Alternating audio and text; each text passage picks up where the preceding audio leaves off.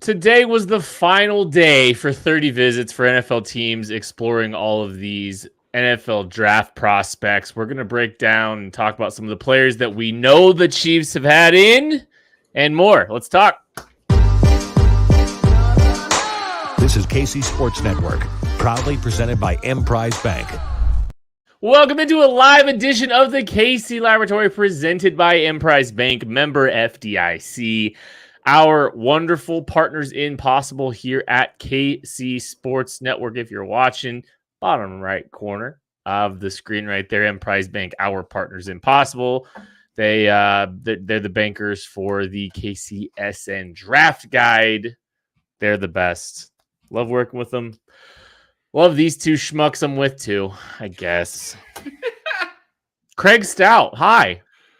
Well, hello. I'm thrown off by the cadence of events here, but I'll work with it. Hi, you didn't ask me how I was doing. I'm going to go ahead and tell you. I'm doing very well. Good.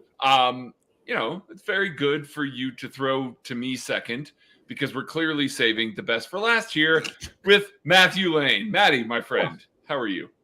Thank you. What an introduction. Can you do my introductions every show now? Can we actually change up the order so that you do my intro every show? That was a lot better. Every show. Yes. Every show.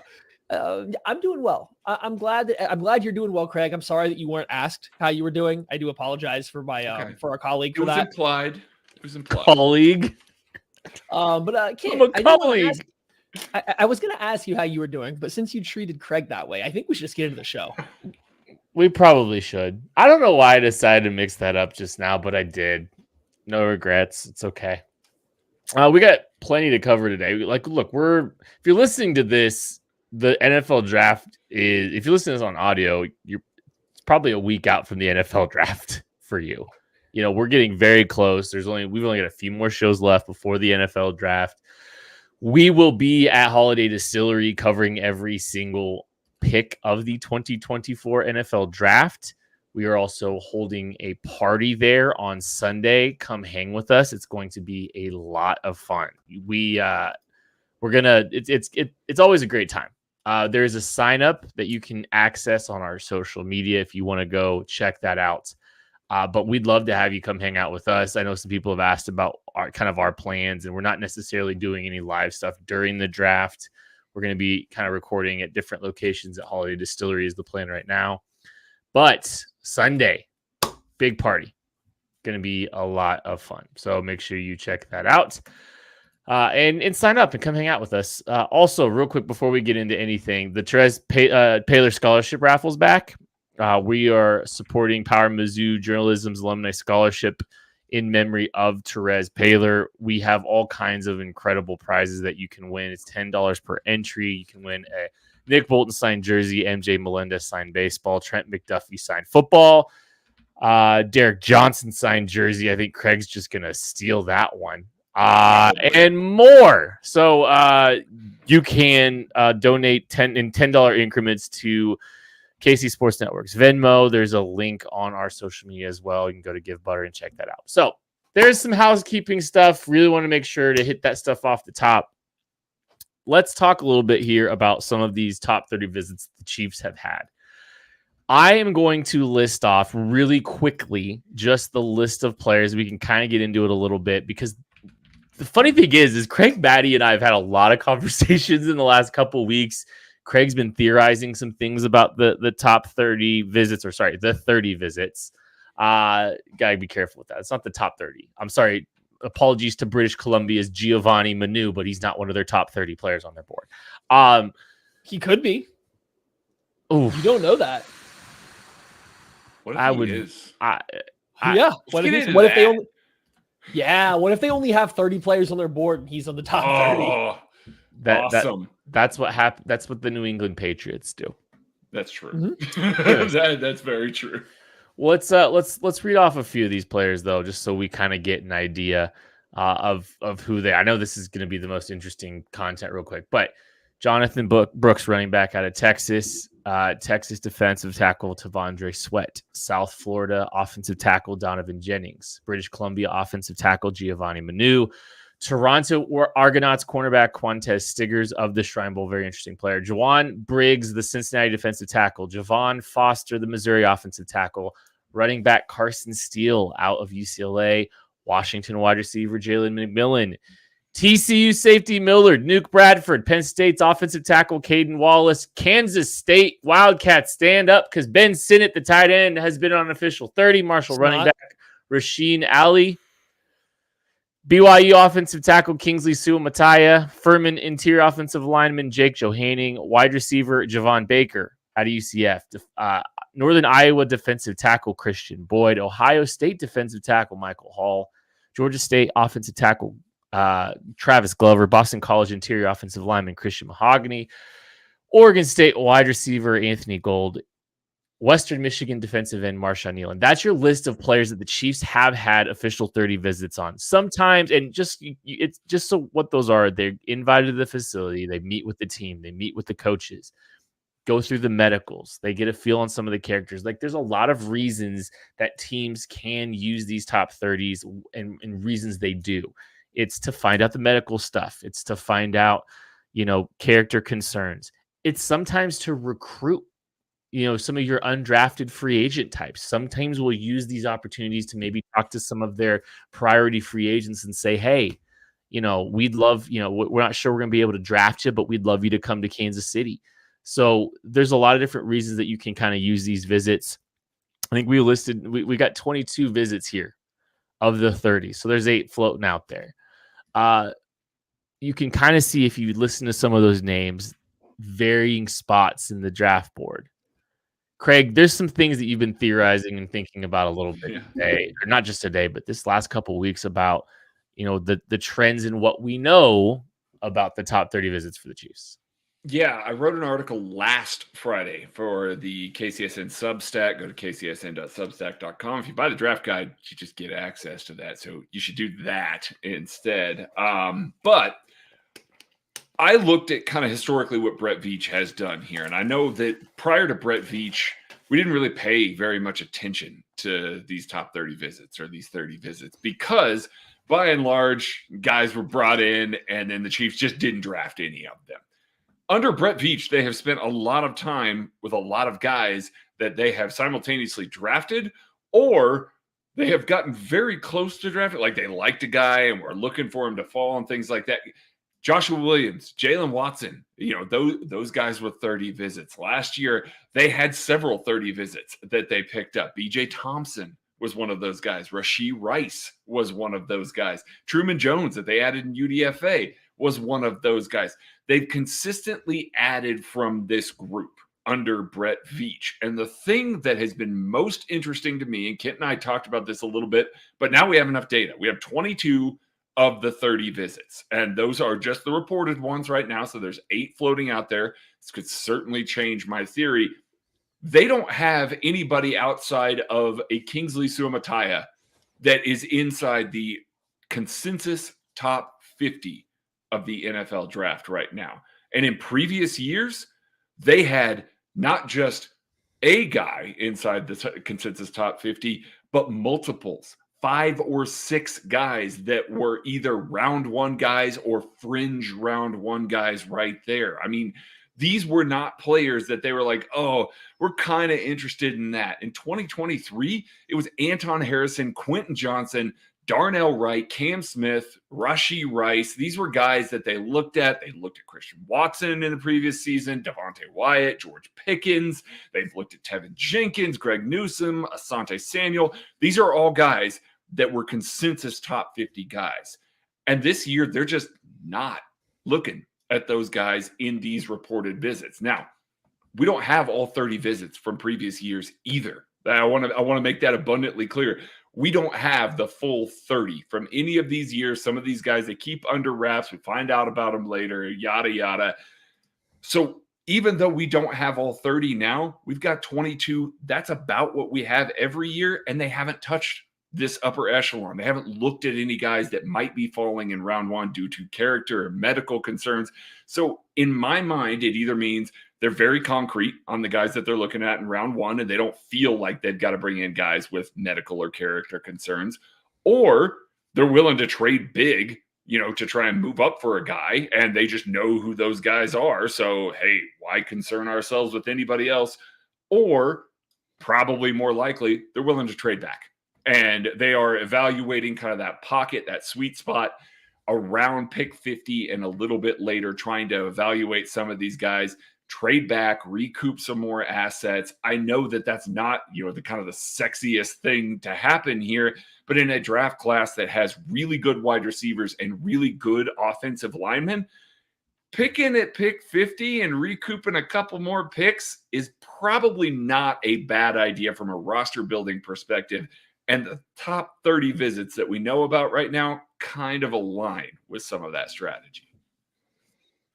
Even before Craig kind of did the legwork on this, every time I saw a Chiefs visit, I was like, that's interesting. Because after a while, they started to stack up, and they're like, these are all guys that are mid-round players, that are some late day 3 guys. They have had a lot of visits with offensive linemen that are kind of slated to be day 3 picks and stuff like that. It's just, and that's not entirely out of the ordinary. It doesn't mean anything to meet or bring those guys in. There's plenty of reasons to do it that make a ton of sense, but it was the fact that there hadn't really been any top, like Craig said, top 50 guys, even like a lot of top 100 guys, guaranteed top 100 guys that were making this list. Like the whole time I was like, that's kind of interesting this year. But you always think as it gets closer, a few more are going to get dropped. Well, here we are. I mean, all the visits that are most likely to be announced have been announced. Maybe a couple more will trickle in. And yes, we are still missing about 8 of them that we won't ever hear about it or anything like that. Right. But we're sitting here and there's one guy that's on the top 50 of the consensus board right now. And that's a little different for the Chiefs. And so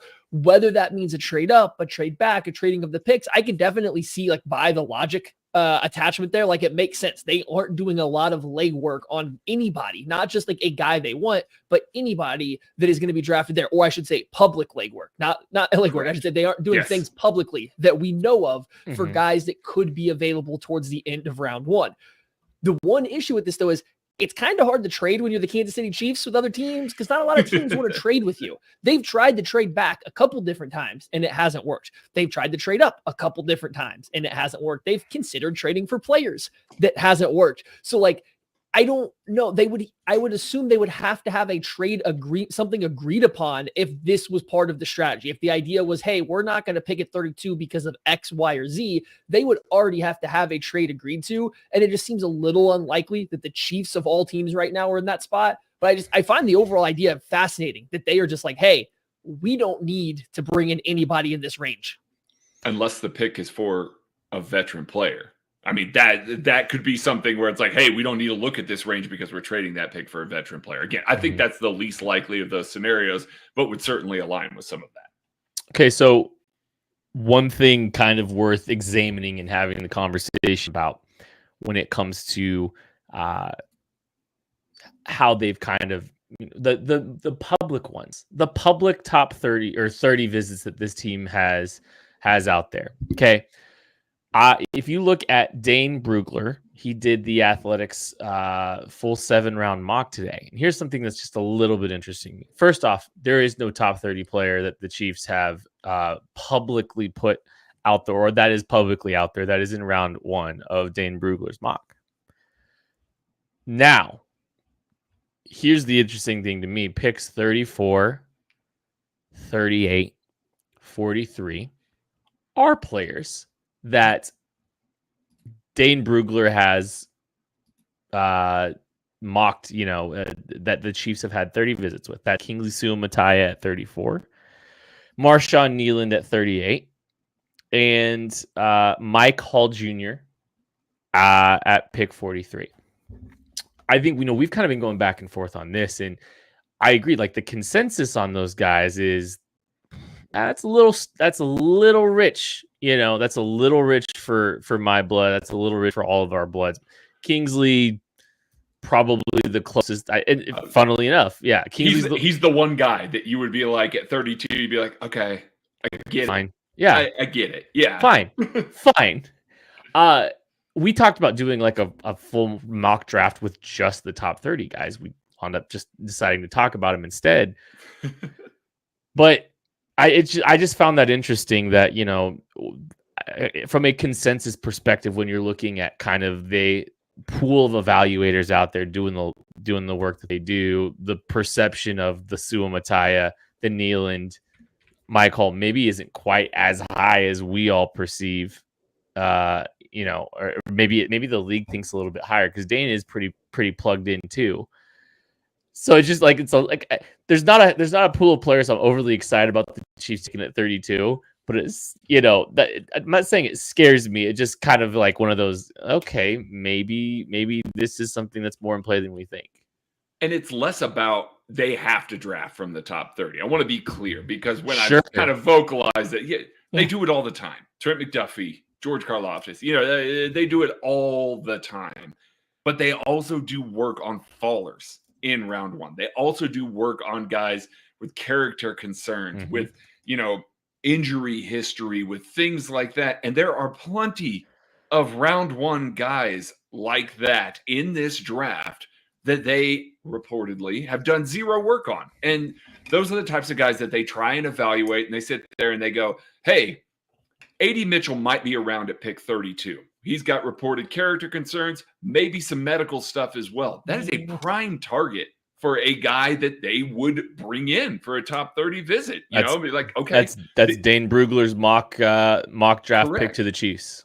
Correct. So like that's a situation where you would expect them to vet a guy like that. You would expect them to vet some guys that have gone much earlier in the draft. Again, some of those Ladd McConkey, undersized McConkey. wide receiver that has missed time his last 2 seasons due to injury.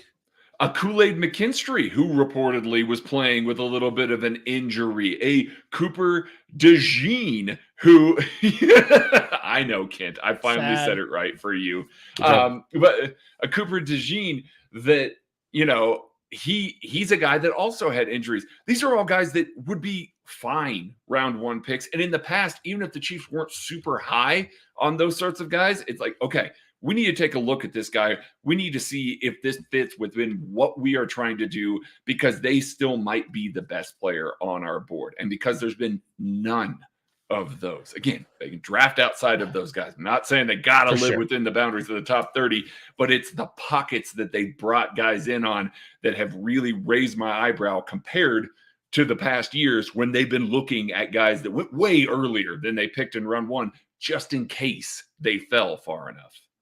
And I want to add to this too. If we drift back to the combine, at the combine, teams have interviews with players, and whether they're informal or formal gets a little tricky to find out. But just formal interviews, guys that have, that you were able to say these were the formal interviews that they had. Darius Robinson, top 50 player.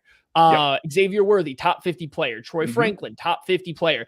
Jatavion Sanders, just outside the top 50, like 52, but close. Talise Fuaga, probably not going to be available. But again, top 10 player. These are guys that they spent formal interview slots, which are limited at the NFL Combine. So, and then they also met with guys like Ennis Rakestraw, Brian Thomas Jr. Like there's other guys in the top 50 that they at least met with to some degree. We don't know formal or informal. So there is a chance too that they just felt good of anything they had. Ladd McConkey, they also met. There's a chance that they just felt good with what they had from the combine and they didn't need to bring any of these guys in for a second visit or anything like that. So like, it's not like they have been completely ignoring the upper end of the draft. They used some of their limited resources at the combine to interview guys that also go in that range. Like it's not the same as a top 30 visit. And there is a history. Like Craig went back into previous years that said, hey, even in previous years, they've done this. I believe they met with Karlaftis at the combine. They didn't bring him in for a top 30 visit. Correct. And it was like, hey, we feel good about him. We don't need to bring him in. So that there's very much a chance a similar thing has already happened this year for the team. But I think it's been an interesting happenstance that they aren't bringing anybody besides maybe Kingsley that's kind of slated to be a round one pick. Yeah. I mean, even with those guys in the mix, they still were bringing in round one top 30 mix, even though they love Trent McDuffie and they love George Karlaftis, So it's just another data point for us to throw into the mix here with about a week left to go. Real quick, speed round. One player from the Chiefs 30 visits that you really want to see be a Chief this time 2 weeks from now. Matthew, go. Javon Baker and Jonathan Brooks. You get one. Okay. Man, This is why you get one. Okay, my bad. Should I take it back and redo? Pick one. Pick one of them. So I got to pick one of Javon Baker, Jonathan Brooks, my top two guys from the Chiefs' top 30 visits that I would want to be a Chief. So I can't do Brooks and Baker. Give me Javon Baker. I think that's a good one. He plays a little bit more of a priority position, but man, Jonathan Brooks is right there on his heels. So it's like a 1A, 1B situation. Craig? That was Baker and Brooks off the board, Craig. Jalen McMillan, wide receiver out of Washington. Love him. Love him like round 3, round 4. If he's still around in round 4, that'd be great. Thanks, Maddie. By the way, Baker and Brooks are off the board right now, and so is Jalen McMillan. I know that was a problem for some of the people that were when we were doing the draft earlier today. Jalen McMillan is off the board. I'll go Christian Boyd, and we're going to take a break and be back right after this.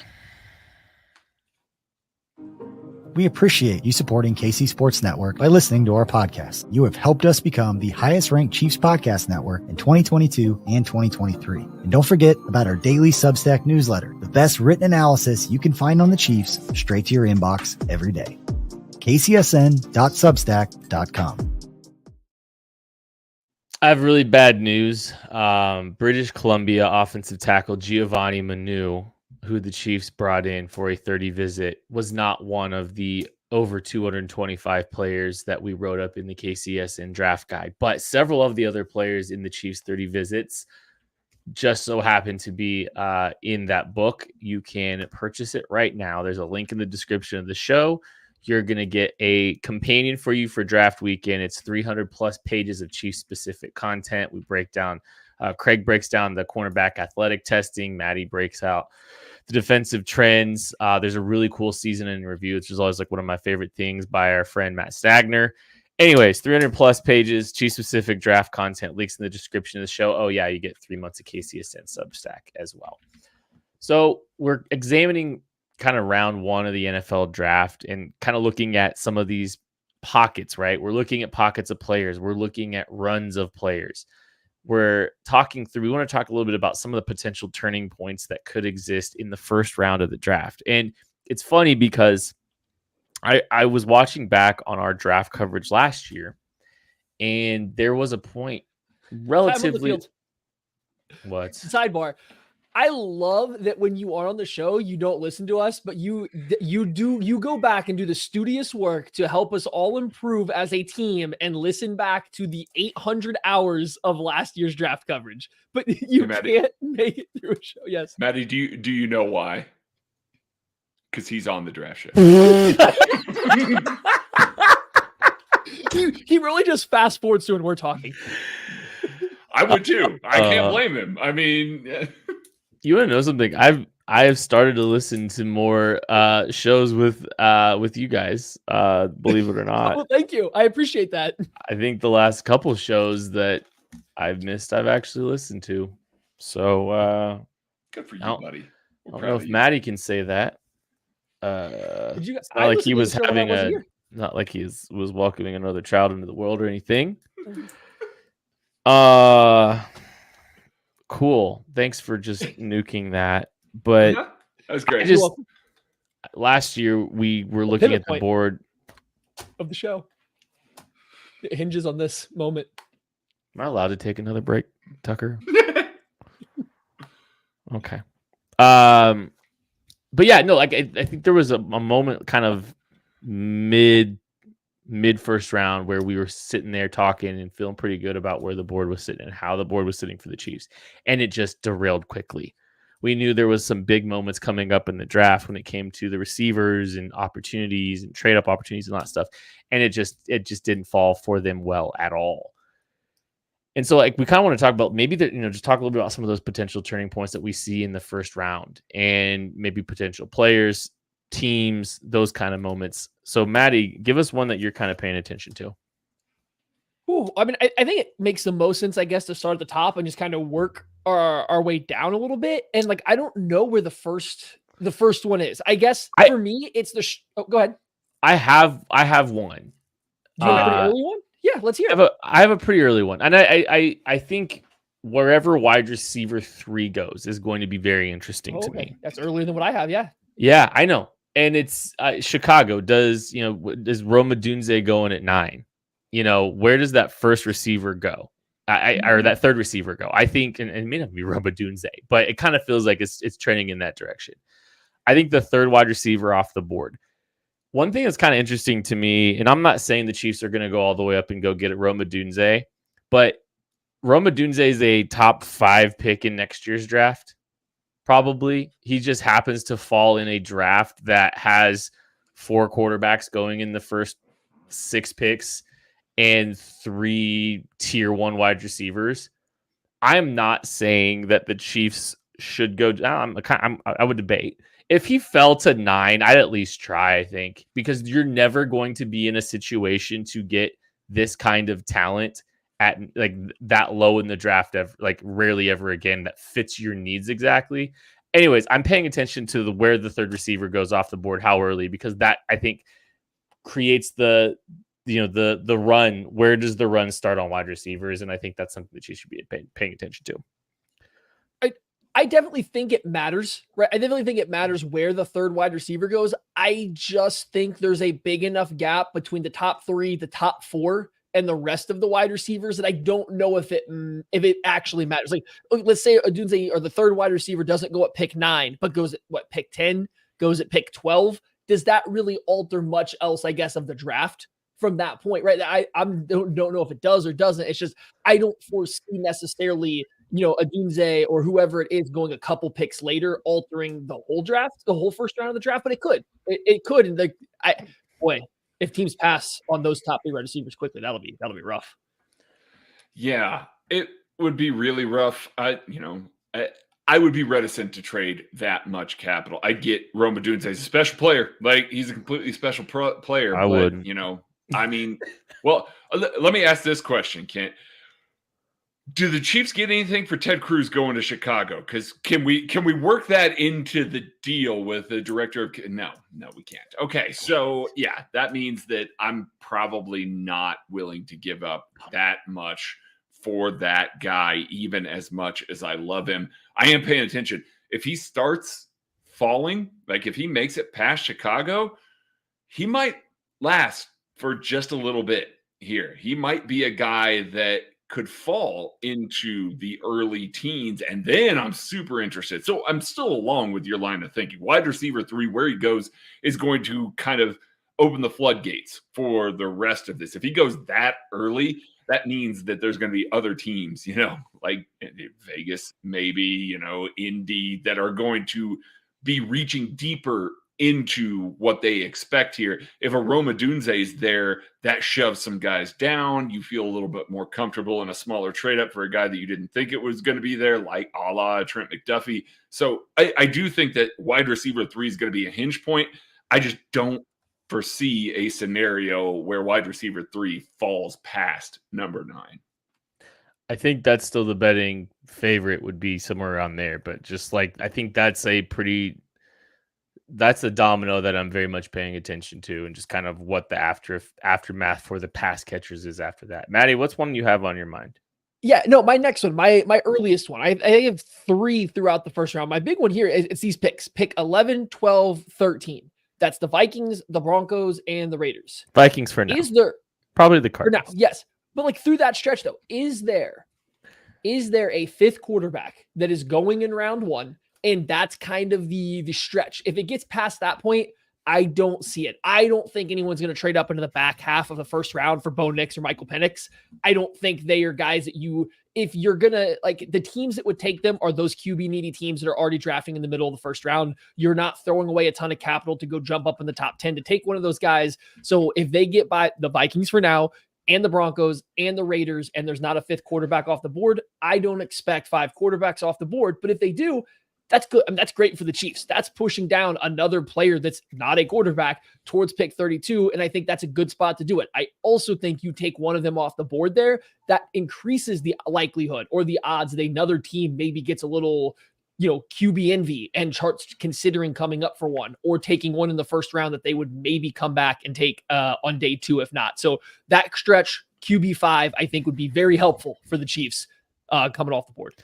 Oh, QB5 is massive. Like if Bo Nix or Michael Penix is a first round player, you feel really good about the Chiefs situation, even if the Chiefs are trading out of pick 32 so somebody can pick Michael Penix or Bo Nix. Like you feel good about the scenario that the Chiefs are in there. So yeah, QB5 matters a ton in here. I'm with Maddie. I don't think we're going to see it.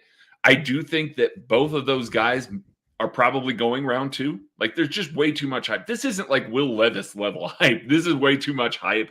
And then the simultaneous kind of try to squash it by certain teams that you're kind of seeing. That's a reaction of, hey, don't talk about him too much. We don't want him going too early. Whereas last year, Will Levis was on a rocket to the damn moon at this point as a round 1 play. Oh, he's definitely going round 1. He could go top 15. Like people were really inflating his value to try and, kind of smokescreen some other stuff. As Bo Nix and the Michael Penix discourse has evolved, we've seen the overreaction now of, no, they're not going that high as much. So I do think that they're going to be fringe round 1. If they slip into round 1, that's really great for the Chiefs. Bo Nix is different to me than like a Will Levis last year, just because like I think there was some stuff with Will Levis that was beyond just like the field, and like Bo Nix is an extremely clean prospect.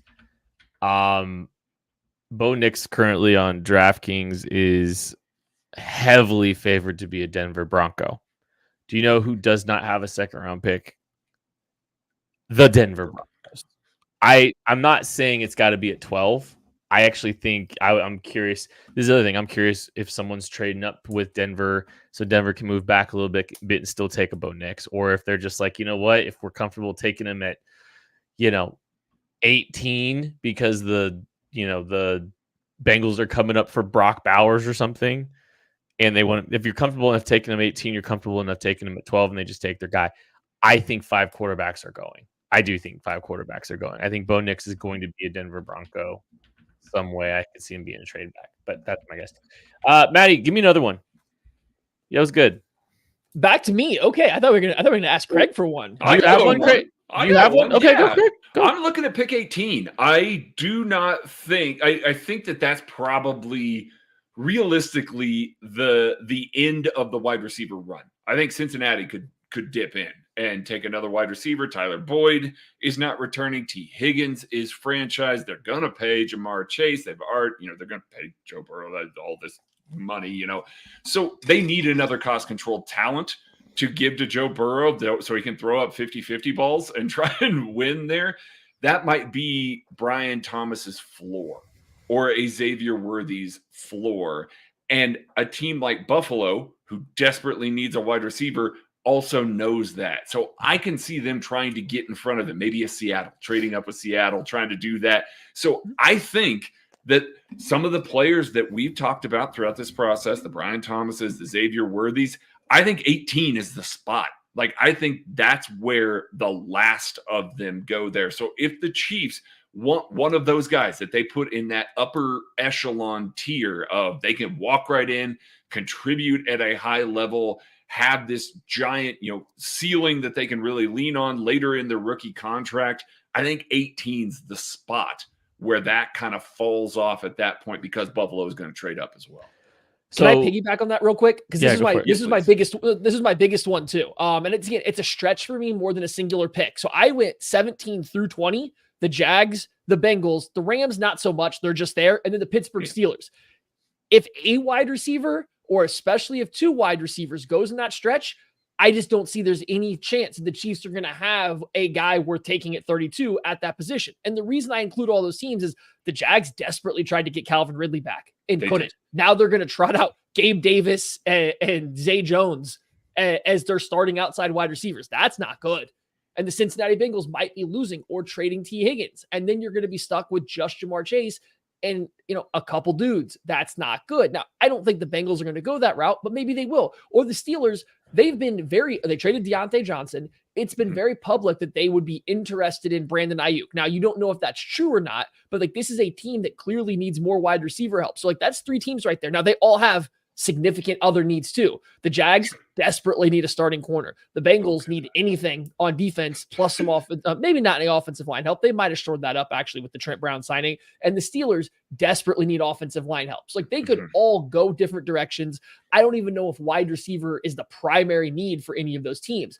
But if it's a Brian Thomas Jr. or a Worthy, or maybe somebody loves a Ladd McConkey, or hey, Jacksonville's out there. Ricky Pearsall's been hanging out with with everybody all around there. Maybe they pull out a wild card. I'm just saying, like, those 3 teams and those 4 picks, if you get a wide receiver or 2 off the board in that stretch, then the wide receiver position specifically gets a little dicey for the Chiefs.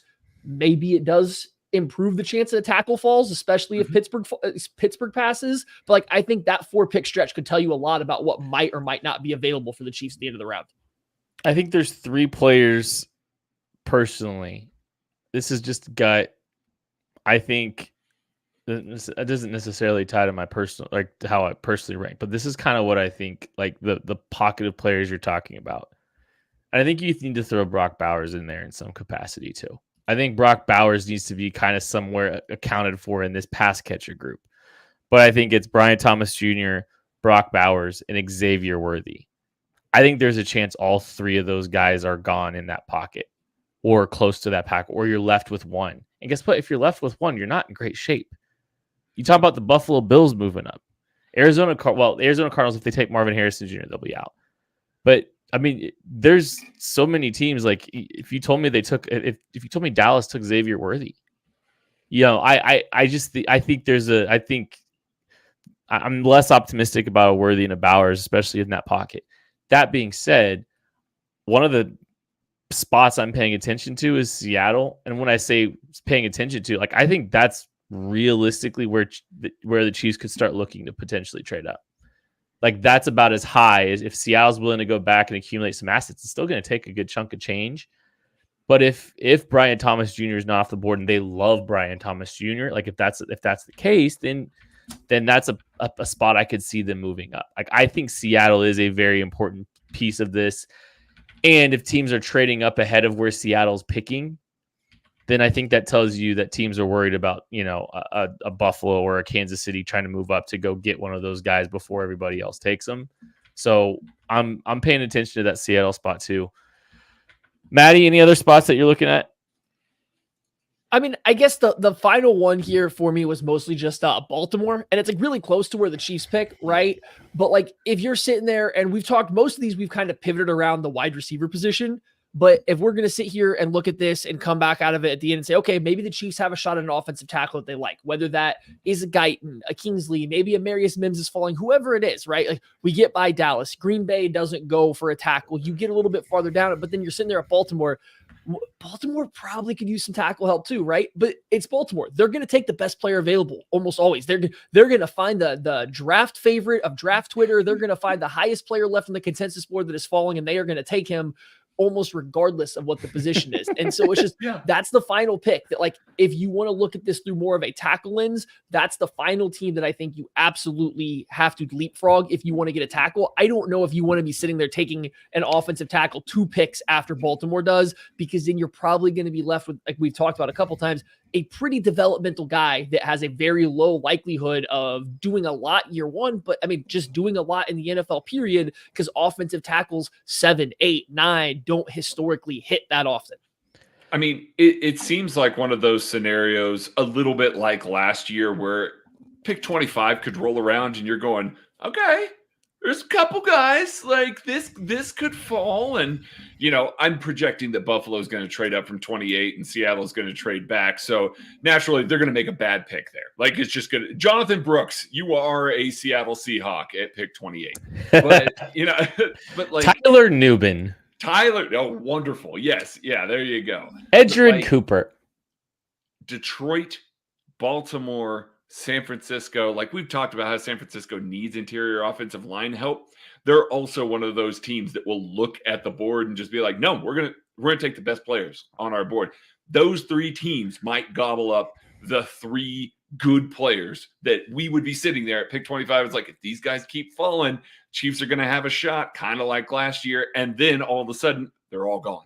And, it just really feels like that is the spot. Baltimore definitely is one of those teams that does that. Detroit's been really good at doing that lately. And San Francisco, again, the highest rated player on the board at that point might be an interior offensive lineman, so it might work out. But it could be one of those scenarios where it just doesn't fall through, basically, that grader that's right there in front of the Chiefs. These pick 32 problems we're talking about here, but that really is kind of the onslaught where I could see the remaining couple of people that you're like, man, I can't believe this guy's available. Like, maybe he can just make it a little longer. And then they don't, and no teams want to trade out because they're good players. So, well, let's just jump into 24 NFL draft nightmares. Because that is exactly what Maddie, you look like. I don't care if you weren't done. We're going to be done. Anyways, 2020. Yeah, there's some nightmares that I want to talk about because like you've literally you about took the entirety of it. Last year, we know the Chiefs tried to trade up. You heard them. Hey, like we know that they are trying to trade up with the Cowboys. They were trying to move up for certain guys. They weren't able to do it. I look at, like there's some teams in the 20s to Maddie's point that might make sense to move, maybe they want to move. But what if the whole NFL is just like, it's not just the AFC, it's like the entire NFL is just like, nah, we're good. Yeah. No, sorry. We're not doing business with you here in this draft. What if it's both ways? What if it's really both directions? Like, nah, we're not doing business with you right now. I'm sorry. Go polish your rings. But they will, but you're just going to have to stick and pick. Not letting the Chiefs like execute any semblance of what they really want to do. Cause like they got shut out for different reasons last year. I'm sure a little bit at least. I don't think it was entirely just, we don't want to do business with you, but I worry. My fear would be that they get shut out of trading up, that the run on receiver happens, interior offensive linemen don't go, and it's mostly tackles that have come off the board. And here they are with what's their best attack plan, right? Like what's their best route to? Is that why they're looking at Kingsley Suamataia or Michael Hall? They can't even trade back. They're just kind of having a stick and pick. Like that's like one of the nightmare scenarios, I think, for me, is that they get stuck not being able to move up or down, and the well runs dry at wide receiver and tackle. Yeah, that's obviously the biggest issue, right? You look through this draft and you're picking at 32. So the talent pool's always going to be a little diluted once it gets down to the Chiefs of picking at 32. And Andy Reid even said so in his presser this week. It's kind of like, it's good and bad that you're picking here. Hey, you won the Super Bowl, but also it's kind of hard to find like the best guys down at pick 32. So let's just, nobody falls the Chiefs that you really want. They're not able to trade up and maybe get a player that is falling that they'd really like. And it unfortunately happens to where the best players available on their board at pick 32 are guys that, you'd feel a lot better taking in the 40s or closer to pick 50. And you just kind of have to sit there, stand pat, and reach for it. And like, that's fine. It is what it is. It happens. It's especially going to happen to teams that draft at the end. I will say, like, I think the Chiefs did that a little bit last year when they took FAU at pick 32, but at least it was a position of a big good value, right? It's a pass rusher. And they took an athlete. They took an athletic player at a position of high value. So like you live with it. My big concern is they take a non-athlete at a position of medium value. And it seems, unlikely that's going to be the case, but there's a good chance that an interior offensive lineman is the best player on the board at pick 32. And not that the Chiefs don't need an interior offensive lineman, but man, they come away from this draft with a Jackson Powers Johnson, who's a very good football player. I don't know how I feel about a round one pick on another interior offensive lineman when, you're the way that they've built out this team and the other holes that they have out of it. Or they come out of here with like, we've talked about a couple interior defensive linemen that are maybe like, a little bit better, but they drafted guys a little bit more of like a Chris Jenkins who has good athletic testing, but like, I just don't see him as a high level pass rusher. Those are the kind of picks I think you're reaching a little bit and not getting a guy with the super high ceiling. That's where I think you start to sweat a few bullets. Or I'm just going to throw this one in there because we've talked about him enough throughout this, taking a guy that I don't know, doesn't give very good effort for more than like 70 or 30% of his snaps, and AD Mitchell, like that spooks me a little bit. That one spooks me just a little bit. You say we've talked about it a little bit, and you use that 70% number. That's straight from A.D. Mitchell's mouth at the NFL Combine for anybody who did not hear that. I only run routes at 70% speed so I can run the entire time, which is, a thing. Like, that just does not scream a guy that the Chiefs are super interested in. Yeah, that's obviously the scenario. I think that's the scenario that they ended up with last year. They took the guy at the top of their board with a position of need who still has a high ceiling. We'll see what this year brings, but they did everything that they did last year essentially by redshirting their first round pick. And you don't want to do that's not how you build a football team that consistently wins unless that guy comes back in year 2 and now all of a sudden is a stud. Still could happen, but you can't keep doing that and winning unless you have Patrick Mahomes, which the Chiefs do. So it's not like the end of the world scenario if that happens. But if they start accumulating these drafts where it's just, hey, they are picking very much below value. They're doing that. Part of the reason we loved the draft 2 years ago is because they caught Trent McDuffie at value and George Karlaftis at value. Like, we were ecstatic with both of the values of those picks at the time that they made them. So there are ways to still get guys like that at the end of the draft with, some small moves and things like that. But yeah, the fear is that you just get completely locked out. They also haven't lost a Super Bowl since that happened. So True. There's that. Chiefs did trade up 3 times in day 2 and 3, by the way. So like they still were able to kind of move a little bit after that, but I think the sled was a little bit more difficult.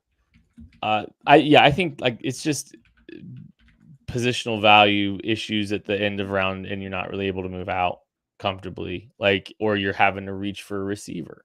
Like if you're having to, like Troy Franklin at 32. Like, I'll get it, but I'm not going to be like over the moon compared. Like, well, but I'm looking at the consensus board right now, and the 32nd overall player on it right now is Bo Nix. Michael Penix is 31. So let's just say neither one of those guys go, and you put in a Worthy and McConkey, who are 33 and 34 in their place, right? The best non-quarterback on the board, Darius Robinson. Are you mad at that pick at 32?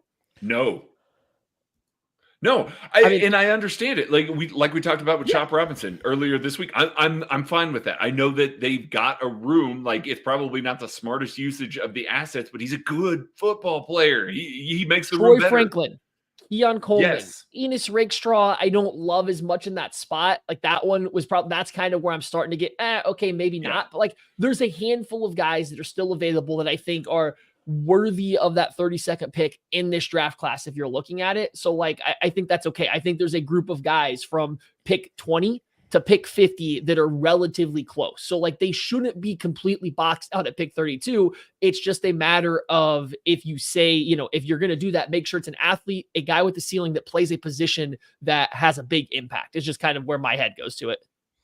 Yeah. And maybe it's a little bit more of a reach, and maybe not the name that you were hoping for, but you're still getting some solid players. Just playing the positional value game. Any other like kind of nightmare scenarios that you have, Cook and Maddie? Any other thoughts? Not for me. Craig might have one, but like that's my big one. Because I think, like I said, I got stuck my other one in there with the AD Mitchell one, so that was it. Yeah, I've got mine, and it's a scenario where the Chiefs do find a trade up partner. Yeah, go ahead, Ken. Well, real quick before we do that, we are going to be taking a few draft questions before we get out of here. So after this scenario, if you just want to throw some questions out there about the draft, get them in there, and we'll try to answer a few before we end the show. Craig, go ahead and give us this. Give me your nightmare. Yeah, Chiefs find a trade-up partner. Let's say we'll just go ahead and use Seattle because we've been talking about that before. They move up to pick 16. They give up a lot of capital on that scenario. They're giving up a future first plus a little bit, they're just to move up to that point. And they take Brock Bowers, a football player that's going to help the Kansas City Chiefs. That's the right draft range for a Brock Bowers. Like, I completely get how he fits in Kansas City. I hate giving up 2 first-round draft picks for a tight end in this draft class. He is the one guy that should go in round 1. And we might not see another one go until maybe the end of round 2 or round 3. You are paying a premium to take a guy in a bad class when you passed on it so many times in previous classes. I get trying to fix the Kelsey situation as he gets older.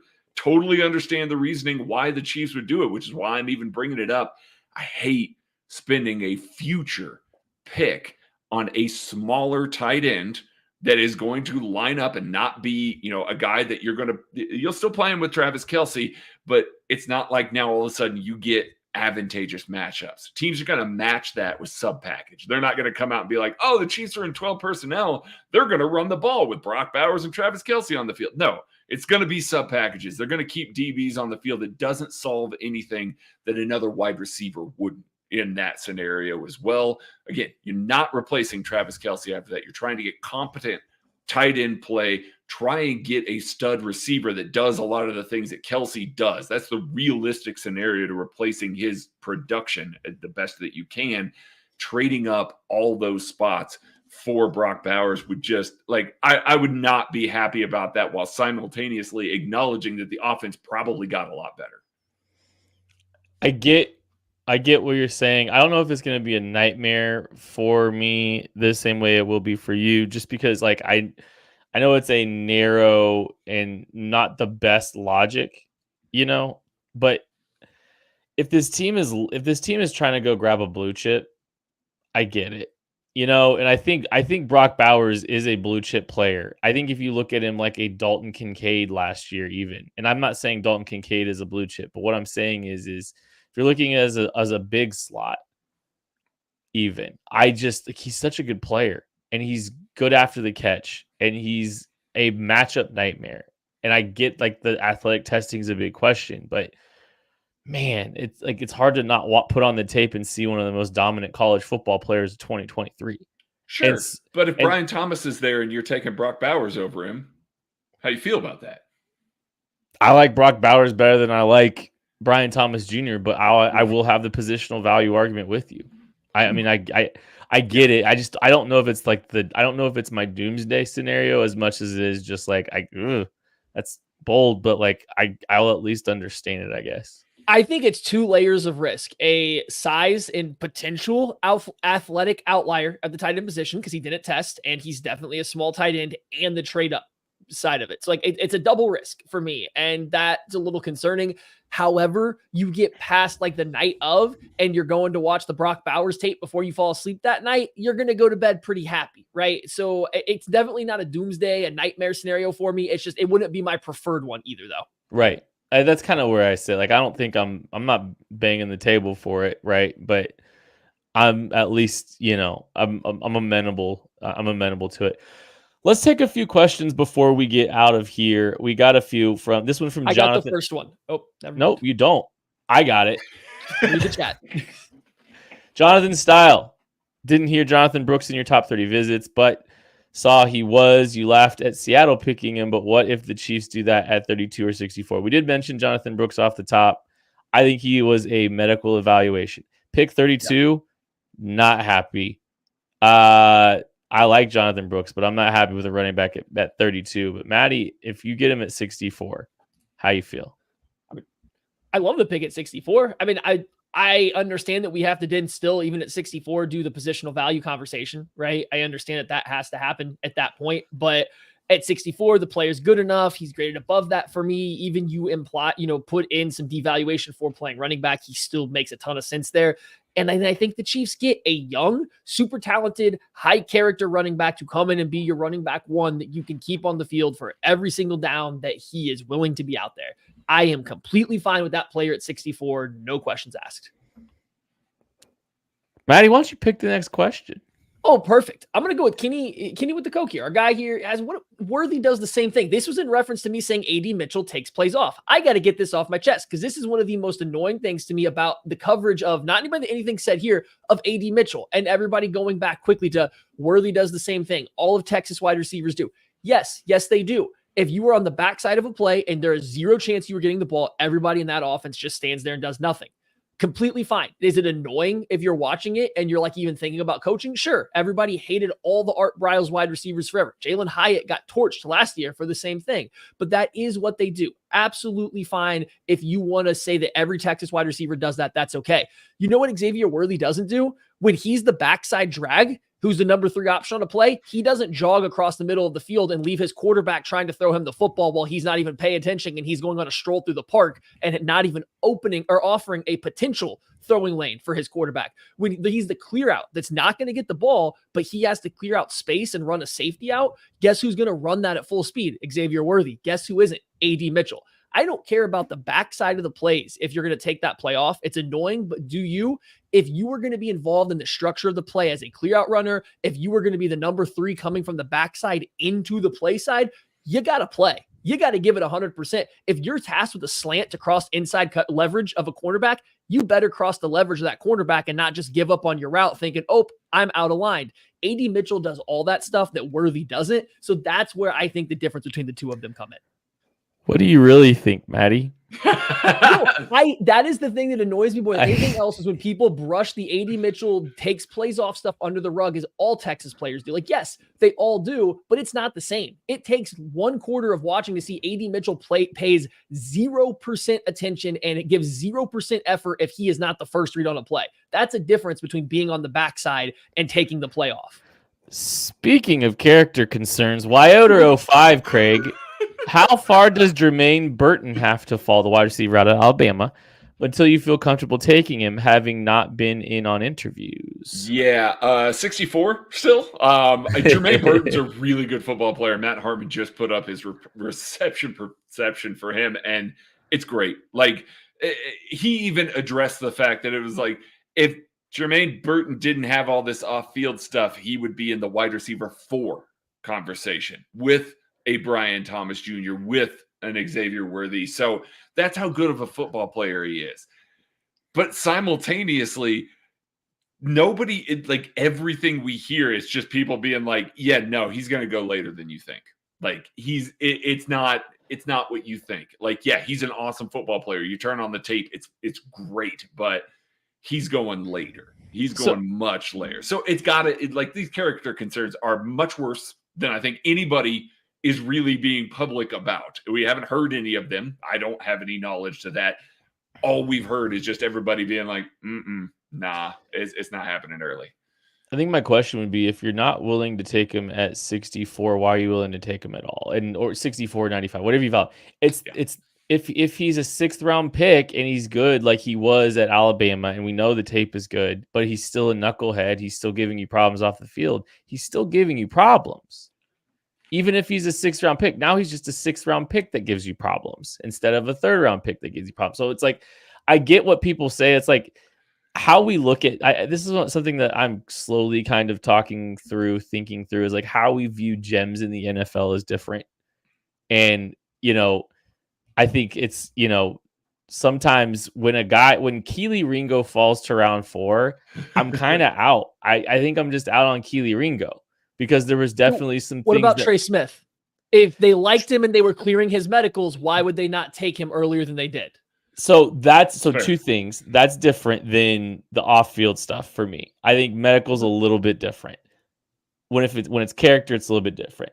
Medical, I wonder if they had a pretty good idea on how many teams Trey Smith was on the board for. I think it might have just been we have a good pulse on who would take him and who won't. And so we think we can get him here. They didn't wait till round 7. They just kind of, I think they had a number of play. They kind of had an idea, I guess would be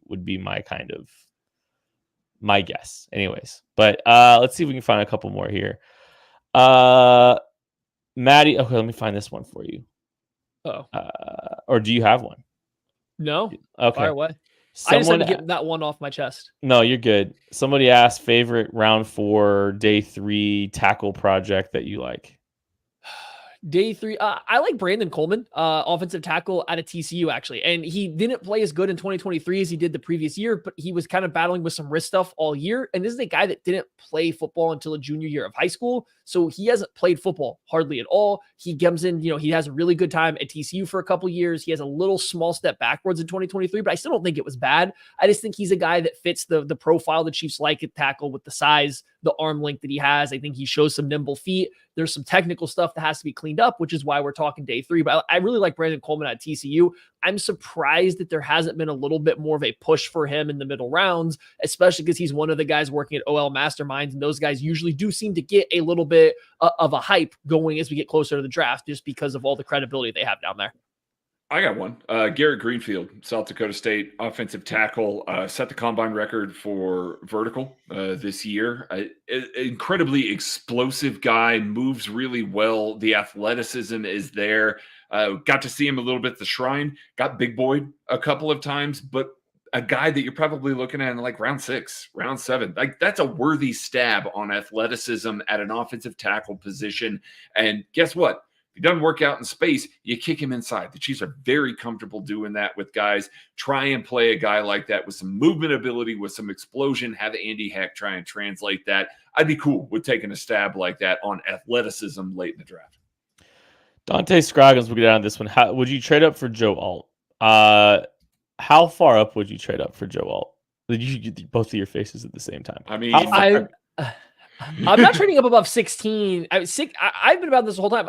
I think I'm kind of stuck in like the early 20s is the farthest that I think the Chiefs should be trying to trade up. I think any more than that, you're going into mortgaging too much of the future, which then limits if you don't hit a home run, not just get a hit, but hit a home run, it limits the strength of your overall roster going forward. So like my trade up limit is probably the early 20s. Alt is a guy that I could at least have conversations about in the teens, not the 10s, not the 12s to move up for, but in the mid-teens, I could have that conversation because he is that good. I mean, if he's not making it past 7 at Tennessee, like, let's be clear, he's not making it past 7. I think I'm calling my shot there.